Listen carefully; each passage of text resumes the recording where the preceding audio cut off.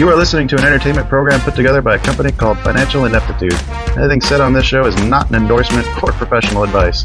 Would you really want to tell a court of law you were suing us because you thought taking financial advice from two idiots on a podcast put out by Financial Ineptitude was a good idea? Really? Clown hat, smiley face. Hello and welcome, folks, to a special edition of Two Bulls in a China Shop.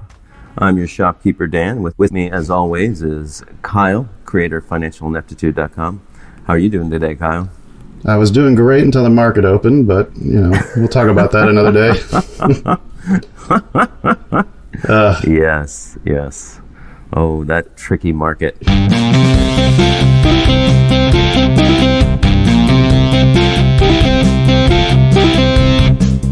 Clean shirt, no pants. Got a Bitcoin for the highest finance.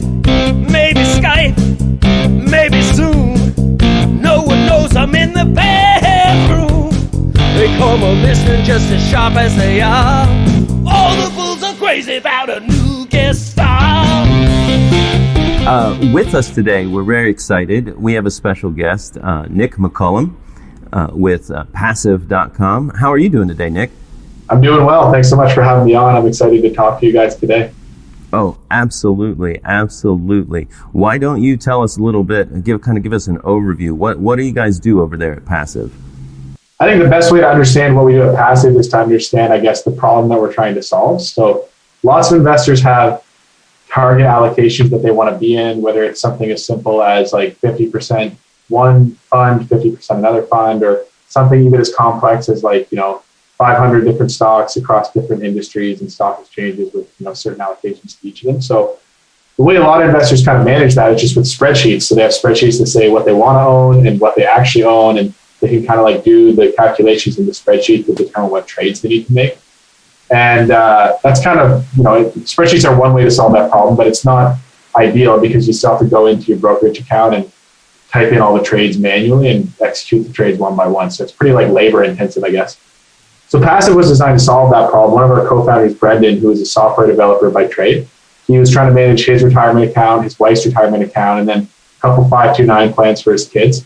And kind of tracking all that in a spreadsheet got really cumbersome. So what he did was he built a Python script that connected directly to his brokerage account, read what was in his account, compared it to the stuff that he wanted to own, and told him what trades that he should make. So that was the initial prototype of Passiv. The way Passiv works now is you pair Passiv to your brokerage account, you set a target portfolio, and then Passiv takes care of all of the sophisticated calculations to figure out what trades you need to make to get invested in your target portfolio. Once that's done, Passiv allows you to rebalance with a one-click trade, and then we send you notifications whenever it's time to log in and rebalance again because your portfolio has drifted in some way. Hey, that's pretty cool, actually. So, we can build our own ETFs, really, if we wanted to.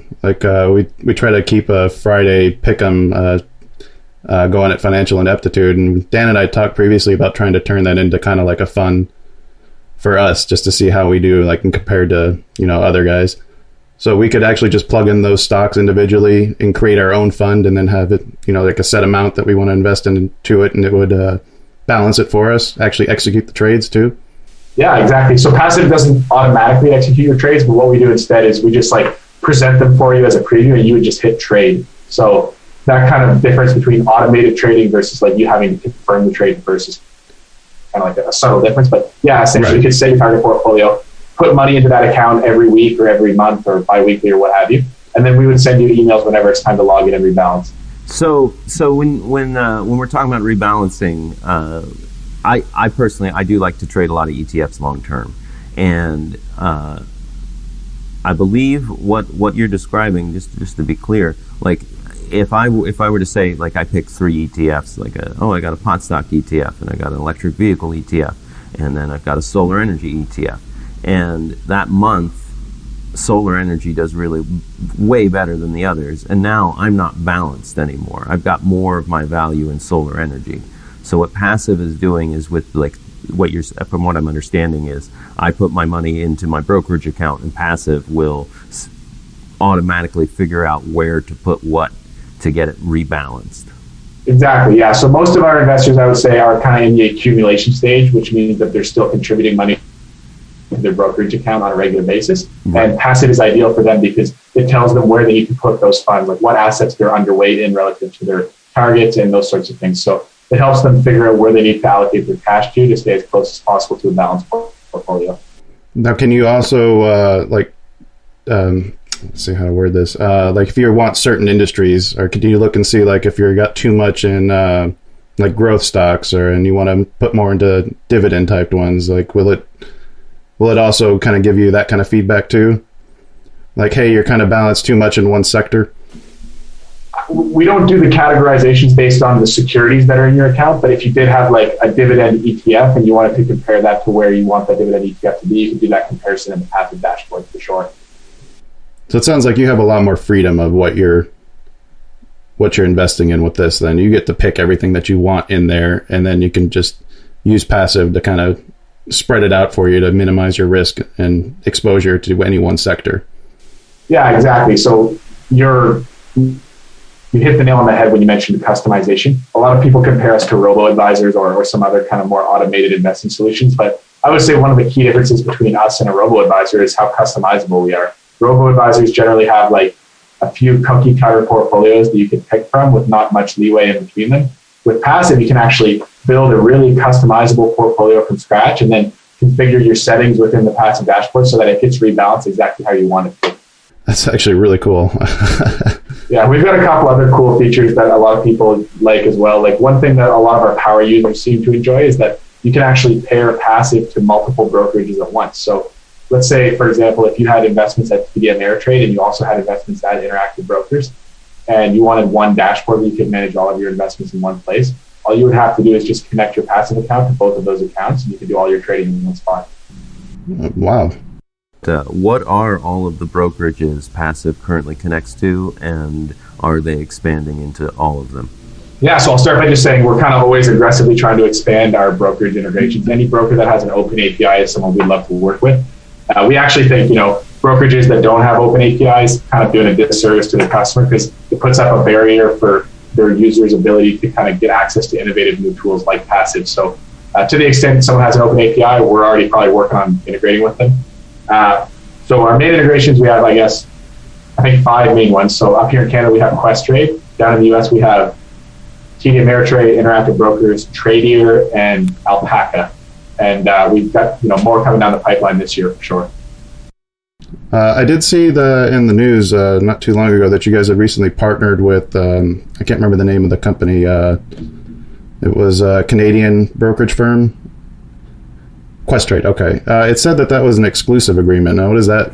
That doesn't mean that you're not still available with other brokerages, right? Yeah, just to be specific, that's exclusive in Canada. So basically, okay. Kind of supported us in Canada, and we signed an agreement with them, said we wouldn't support other Canadian brokerages, but now we're doing a big international push in the US and elsewhere. Because I did see that you mentioned TD Ameritrade. I saw that you guys were integrated with them. Are there any other big name brokerages that you guys are integrated with or working towards? Yeah, there are 4 in the States that we're partnered with. TD Ameritrade is the biggest one, and then Interactive Brokers, and then 2 up-and-coming brokerages called Tradier and Alpaca. Both of those brokerages are more geared towards software developers and kind of programmatic trading shops. But the big kind of retail names we have right now are Interactive Brokers and TD Ameritrade. We're working on integrations with lots of other places right now, but that's kind of still, I guess, in private talks right now. What do you got, Dan? Anything else for Passiv?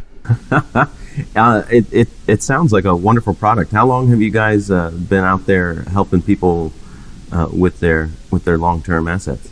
Passiv's been, I guess we were founded in September of 2017, so we're coming up on 4 years, I guess, which is exciting. Oh, yeah.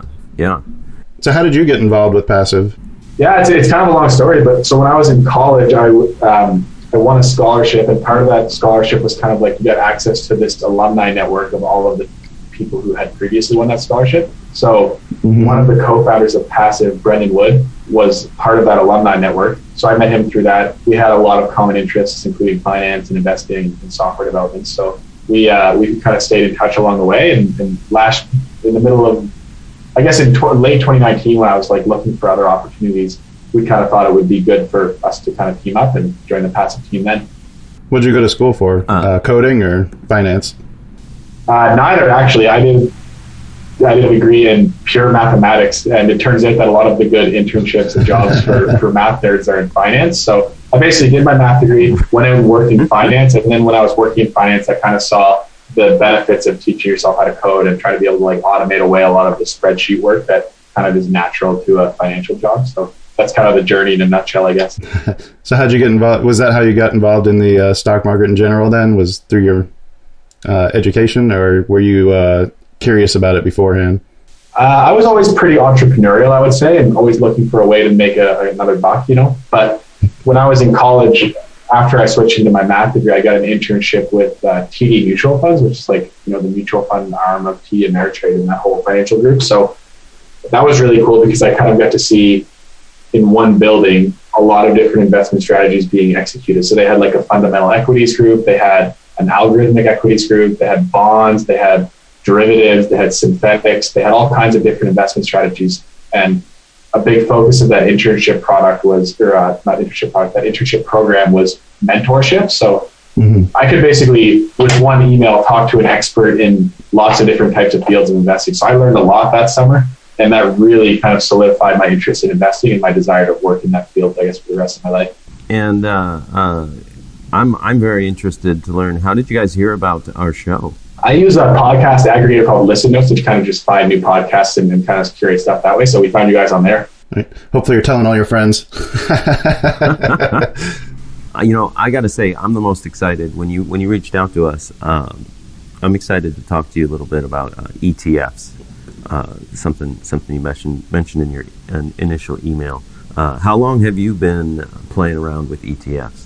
I've always been kind of interested in like public market security stocks, bonds, ETFs. And my first job out of college was with like a really active fundamental research firm down in Houston, Texas. So I was there doing like deep dives on stocks all the time, reading annual reports, reading quarterly reports, trying to study, what management teams are like, identifying competitive advantages, doing like kind of all the stuff that you're supposed to do if you try to be like a young Warren Buffett, I guess.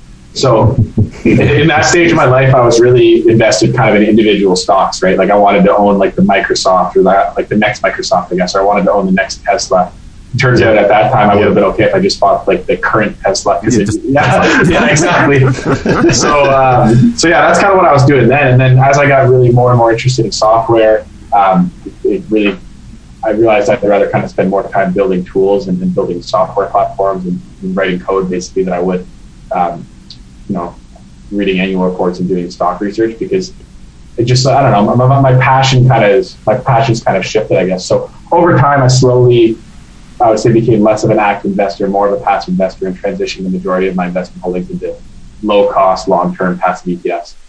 Even though our show is mostly about, the opposite of that, active picking, we've said many times on the show that the surest way to actually make money is doing exactly what you just said, the passive investing, picking ETFs or balanced portfolios, long-term, not moving in and out. Average cost, keep buying at regular intervals. We do it because it's fun, but we also separate that from our normal portfolio. Exactly. I mean, that's a really good point. So I kind of follow like what I would call the core and explorer approach right now. So I have 90 or 95% of my investments in like I said, low cost, long-term ETFs. And then that 5 or 10% is basically like my money. And if that goes to zero, I'll probably still be okay. But it is kind of nice to be able to express your economic opinion by owning like some individual stocks or what have you. And I mean, I'm just like you guys, the markets are fun. They're super interesting. So to the extent that I still have time to do that stuff, I do like to pick some individual stocks, but I'm kind of past the point where I'm going to like leverage up my margin account to go buy like all this Microsoft or something. Like, I don't know, those days are gone. I've definitely tried to stay as far away from margin as I could. I actually had a small margin balance that I was carrying last week, and it was just stressing me out. No, it wasn't much, but I was like, I don't even know what the fees are going to end up being. I'm like, close that out as soon as I can. When I look back like at some investing statements from like when I used to trade a lot more actively, man, I had like some serious cojones on me. I would like go up to like 1.8 times leverage on my margin account just to buy like a bunch of individual stocks. And to the extent that I'm still even have like any money in my name today, a lot of that I think was just luck. So it ended up working out. I ended up doing that in like one of the strongest bull markets in the last 50 years or whatever. So it ended up working out well, but man, process over outcome, that was a bad choice. I ended up being okay, but man. That's another thing we talk about a lot is you got to separate the process from the results. Like, just because you made money on a bad move doesn't make it a good move. Yeah. Exactly. Yeah, I personally have, and I've been saying it on the show, and actually I've had a lot of friends, especially the bigger the show gets, friends will reach out and they'll say, oh yeah, what should I be buying? And I always tell them the same thing of like, look, don't play the game. Pick a sector, pick a segment, an industry that you think in 5-10 years is going to be bigger than it will be now, and find an ETF. That's all you need to be doing. I tell everyone buy the spider. Just buy the market average. You're fine. Yeah. Well, as the ETF industry has really like matured, I think there's lots of ways that you can really express an economic view without having like undue risk. So for me, I'm like, just working in software, working in finance, and working for startups. One of the big trends that I see over and over and over again is like the rise of cloud computing. So instead of companies having to rack their own servers and spend $1 million to get all this like computer hardware set up in their actual locations in their offices, they can just go rent the server from Amazon for $100 a month. There's a lot less upfront cost, and to be honest with you, the reliability of that Amazon server is probably way higher because they have a bunch of generators in case the power goes out. They have security guards, et cetera, et cetera. So I think cloud computing is a big trend. But you don't have to go buy the individual cloud computing stocks to express that. There's like a Bessemer Cloud Index ETF you can go buy. There's technology ETFs you can go buy. So you can still express economic views without having to be like so concentrated in individual stocks. Right. I was going to say, my partner Jen, I was trading NIO, the Chinese electric vehicle company, and I was talking about them all week. That week, this was a while ago. And so she was asking, like, should I invest in electric vehicles?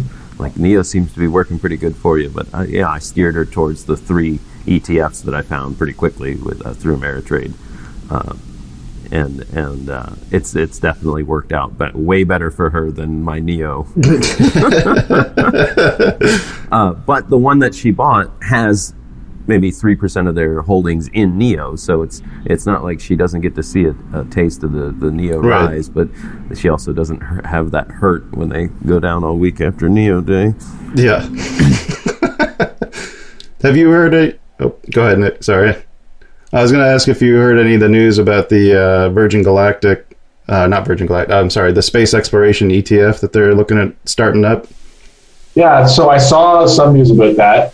I didn't really get too much of the information. The only thing that I really took away was that it sent Virgin Galactic shares like through the roof. So what's the scoop there? I was just curious if you knew more because you were kind of more into the ETFs. But basically, it sounded like one of the old Tesla investors is talking about starting one up. I don't think anything is a done deal yet. But yeah, it definitely spiked my Virgin Galactic shares. Wasn't it one of those holding companies he's going to take? Is it a SPAC or what are they called?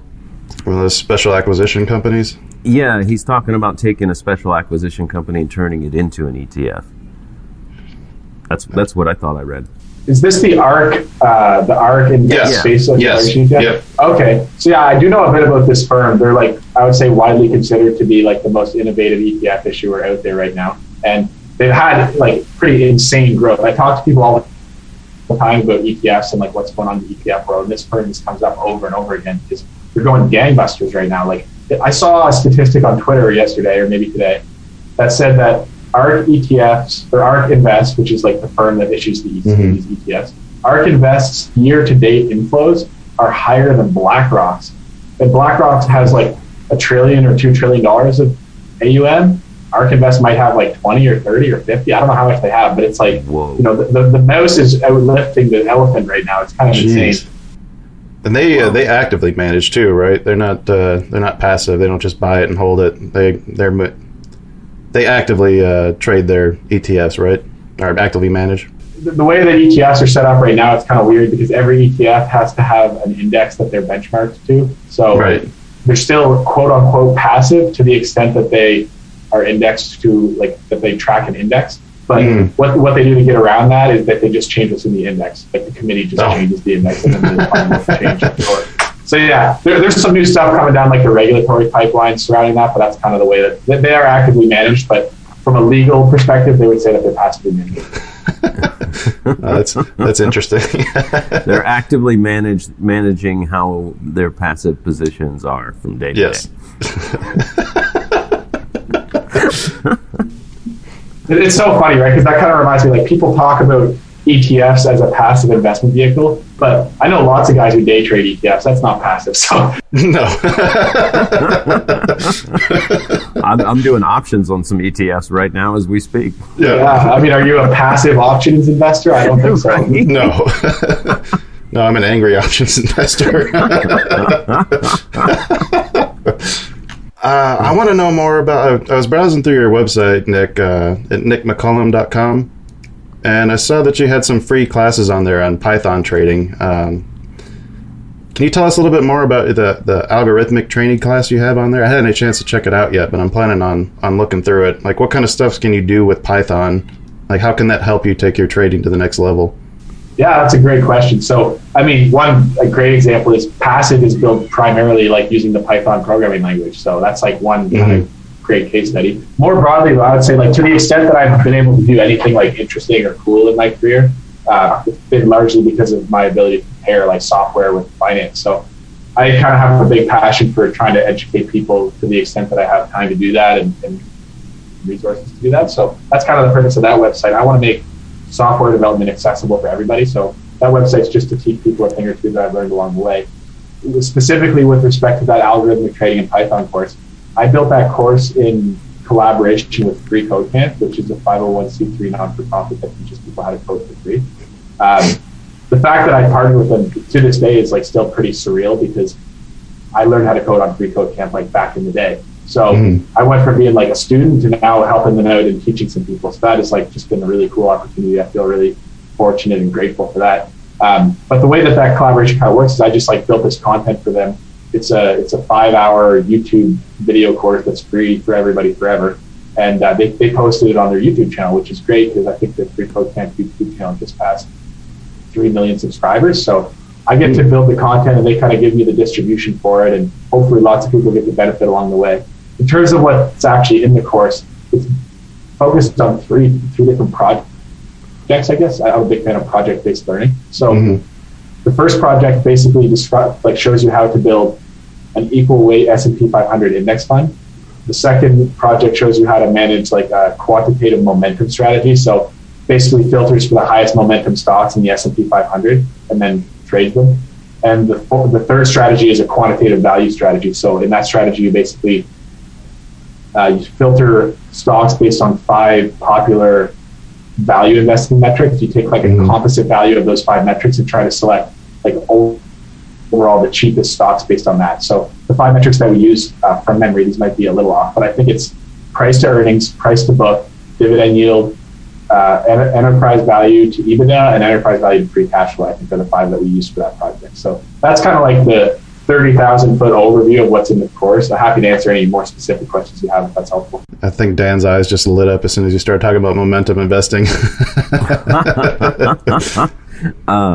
Yeah. I definitely like to try and find a rocket ship on its way up. Do a stock screener every day of all the stocks that have hit a new 52-week high, and then I keep track of all the ones that have consecutive days, trying to catch the ones that keep going. Right. Because eventually, what do you use for your screening tools?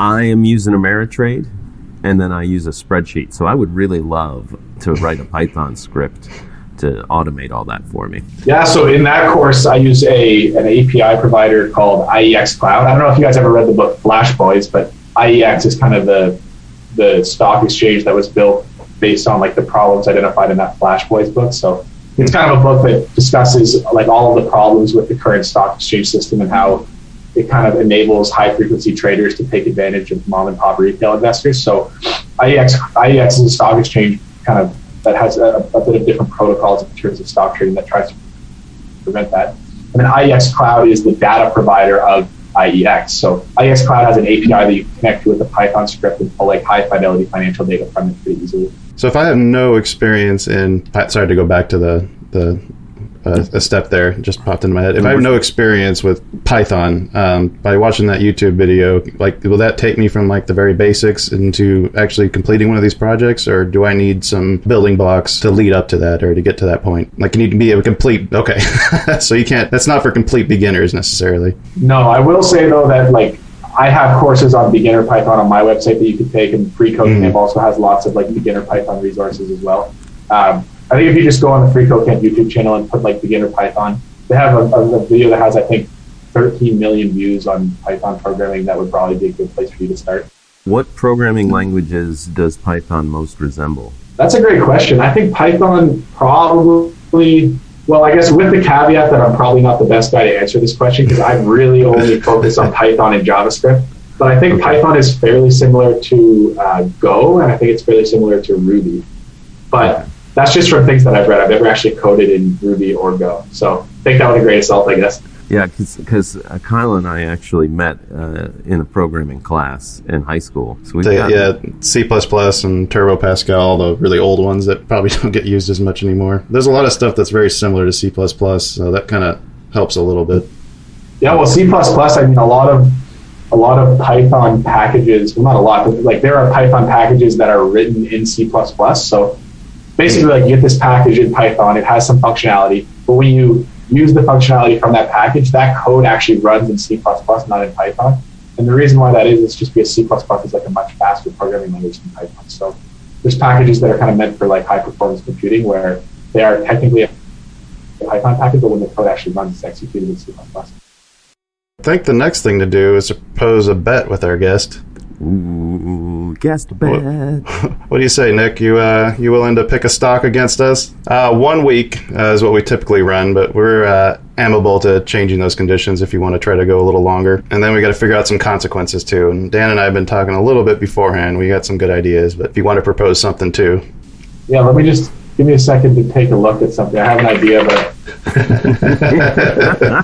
you're a man of a kindred spirit. All right. I'll tell you mine, and I'll tell you like the thesis for kind of why I picked it, if that's okay. Okay. Yeah. So I'm going to pick Visa, and the reason I'm picking Visa is because they were set to acquire Plaid. Yes. Plaid is like a financial integration provider that I follow pretty closely because there's certain things about their business model that is like similar to Passiv. So I kind of like, keep a finger on the pulse there, I suppose. But that merger agreement with Plaid kind of fell through earlier this week. So Visa's stock fell, I guess, 5% or so. Now I know the whole market's down, so it's hard to say like how much of that fall is from the Plaid acquisition not happening versus what else it could be. But that was definitely bad news for Visa stock because when they took Plaid out at $5 billion, I think pretty much anyone would say that Plaid's probably worth a lot more than that. So they kind of stole Plaid, and then they just canceled the merger agreement. So that's kind of like one good thing that they did that's no longer available. But it's something that I am aware of, I suppose. I like that because I've also been reading a lot of bullish opinions on just the credit markets in general, like things like Equifax and some of the other lending institutions and even insurance-based ones are probably going to be seeing some good rebounds here in the next year or so. Yeah, absolutely. And I think credit card volumes in general are kind of surging because of coronavirus. Less people are using cash, for sure. Right? Yeah. They have earnings coming up? Not that I'm aware of. I don't follow the earnings calendar too closely anymore, so I might... Oh, no. 28th. Yeah, you get burned enough on that? 28th, yeah. Oh, do they really? Oh, man. We're going to have to step our game up here, Dan. Well, which I'll let you make the ultimate decision. We did talk about our options on what we could pick. I'm still really liking Virgin Galactic, but I'm also afraid that, nothing's really for sure yet coming out on that news on that ETF. So that kind of leads me away from that one. We both like Bank of America. We both have positions in that one. I kind of feel like we might as well just run with where we got our money right now, Dan. Bank of America, I'm in the MJ ETF, so. Oh man, I think Bank of America. I think we stick with our guns. Bank of America. We're doing finance versus finance. Yep. BAC has earnings on Tuesday morning. We were expecting to see them jump with JP Morgan's earnings that just came out, but everything's kind of taking a hit today, as you mentioned. JP Morgan didn't even jump on their earnings feed, so. But I think this might be a delayed reaction to them. That's what I'm hoping. All right. What about consequences? You want to hear what we're thinking, Nick? All right. What about loser has to promote the other guy's product for a couple weeks or a month? What do you have for a product, I guess? Just the channel, just the show. It's a pod, okay. Yeah. And then if we miss, we can read a script that you give us for Passiv and try to direct listeners to it. All right, yeah, I'll take it. Yeah? Sweet. Yeah. All right. So free promotion for a month, we'll say? Yeah, we'll do maybe like, I'll send you 4 things on my Twitter and you guys do, I guess, 4 mentions, 4 for 4, okay? Yeah, that'd be perfect. But we'll probably actually we wouldn't mind reading and talking about it on the show even. Sounds like you guys got a big future with the Passiv. It sounds like you got a lot of momentum going with it. Yeah, hopefully that's the case. Absolutely. All right. Well, it's been great having you, Nick, and we'll stay in touch about that bet, and we'll see about maybe having you back on again in the future. All right, thanks, guys. It's been a pleasure. When we become expert Passiv users. For sure. Maybe what we can do is you guys try it. We can do a Q&A episode. Oh, that'd be great. Yeah. Give us a few weeks to test it out and see how it works. Yeah, sounds great. All right. Take care, Nick. All right, cheers. All right. Thanks, Nick.